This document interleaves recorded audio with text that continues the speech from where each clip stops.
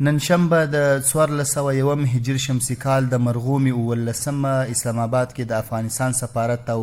کراچي کې د هیواد جنرال کونسلګرۍ د هلو ځلو په ترڅ کې د پاکستان هیواد د سیند ایالت له زندانونو څخه 540 تنه افغانان چې 54 زنانه او 99 تنه ماشومان هم پکې شامل دي راخلاص او خپل هیواد ته د رالیږد د بهیر جریان لري. د یادونې وړ ده چې د زندانیانو د ترانسپورټ، د لارې سفریه، خوراک څښاک او جامو ټول مصارف د افغانستان اسلامي امارت د بهرنیو چارو وزارت د لارښوونې سره سم د سفارت او کونسلګرۍ له لورې ورکول کیږي.